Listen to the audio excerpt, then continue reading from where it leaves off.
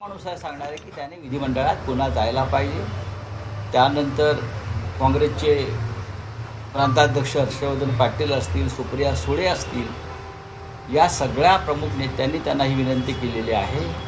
त्यानंतर केंद्रातून काल के.सी. वेणुगोपालजी, रमेश चेन्नीथलाजी जे प्रभारी आहेत महाराष्ट्राचे, त्यांनीसुद्धा अशा प्रकारची भूमिका घेतलेली आहे की माननीय उद्धव ठाकरे यांनी विधिमंडळात जाऊन महाविकास आघाडीचं नेतृत्व करावं, अशी भूमिका सगळ्यांची आहे. तर त्याच्यावरती आज आम्ही पाहू.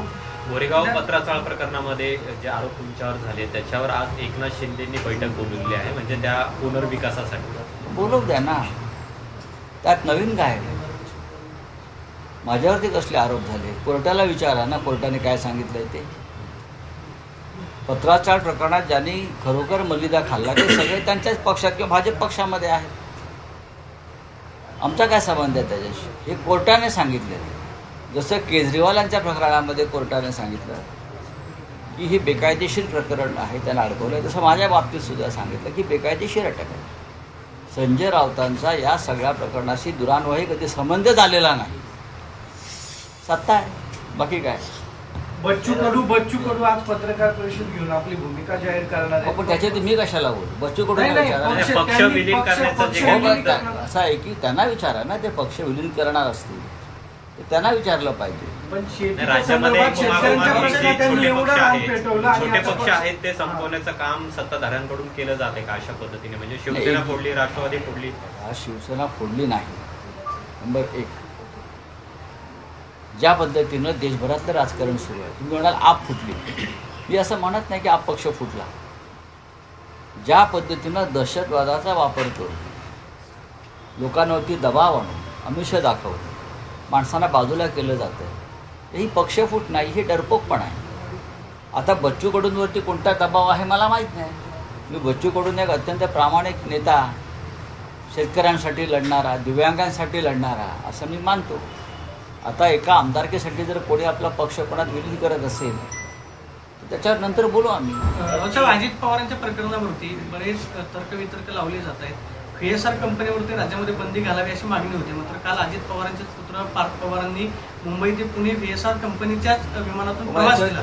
याच्यावरती तुमचं काय म्हणणं? मी काय अजित पवारांच्या प्रकरणामध्ये राज्य सरकारकडून पावलं उचलली जात नाही, तपास केला जात नाही. राज्य सरकार इथेच आहे ना, पुण्यात जास्त. अर्ध सरकार पुण्यात असतं. त्यांना विचारा. या खात्याचे जे मंत्री आहेत, नागरी हवाई उड्डाण मुरलीधरराव मोहोळ, ते पुण्यात असतात. त्यांनाही प्रश्न विचारा. माझ्या माहितीप्रमाणे पार्थ पवार यांनी काही ते खुलासाच केलेला आहे. धर्म विचारून मारलं जाते. मिरारोडचा एक व्हिडिओ वारी सुरक्षा रक्षकाला मारहाण झालेली आहे. देशभरात हे सुरू आहे. देशभर हे एकाच धर्माकडून होत नाही. हे सर्व धर्माकडून अशा प्रकारचं गढूळ वातावरण या देशात निर्माण केलं जातं आहे. आणि या देशातली शांतता, या देशातली सुरक्षा, या देशाचं धर्मस्वातंत्र्य, या सगळ्यांवर संकट दिसतं आहे. आणि याला जबाबदार भारतीय जनता पक्ष आणि राष्ट्रीय स्वयंसेवक संघाची विचारसरणी ज्या पद्धतीनं पुढे नेण्याचा प्रयत्न होतो ती आहे. चला, आमदार मिलिंद नार्वेकर म्हणतायत विधान परिषदेसाठी महाविकास आघाडीकडून उद्धव ठाकरे हेच 99% उमेदवार असतील, पण ठाकरे असल्याने 1% काही सांगता येत नाही. But boss is always right. मग याच्यावरती तुमचं काय? तुम्ही त्याच्यावरती प्रतिक्रिया हवी. माझी काय नाही. मी मगाशी या विषयावर माझं मत मांडलेलं आहे. मिसिंग लिंकवरून उद्धव ठाकरे मिसिंग लिंकवरून एकनाथ शिंदे आणि देवेंद्र फडणवीस यांच्यामध्ये चांगली रसिकेस पाहायला मिळते की श्रेयवादावरून इन्फ्रामॅन म्हणून एकनाथ शिंदे, त्याचबरोबर देवेंद्र फडणवीस स्वतःची. मला तुम्ही जो प्रश्न विचारताय तो सरकारमधला अंतर्गत विषय आहे. श्रेयवाद आघाडीच्या किंवा युतीच्या कोणत्याही सरकारमध्ये श्रेयवाद हा कायम असतो. सरकार कोणाचंही असो, त्याच्यामध्ये फक्त केंद्र सरकारमध्ये सर्व श्रेय मोदींना मिळतं. गडकरीने किती काम केलं, नितीन गडकरीने किती रस्ते बांधले, किती पूल बांधले, किती इन्फ्रास्ट्रक्चर उभं केलं, तरी श्रेय मोदींचंच. महाराष्ट्रामध्ये आघाडीचं सरकार आहे. दुर्दैवानं अजित पवार नाही. तर 3 पक्षांमध्ये कायम श्रेयवादाची लढाई झाली. देवेंद्र फडणवीस काही सक्षम आहेत या सगळ्यांवरती उत्तर देण्यासाठी.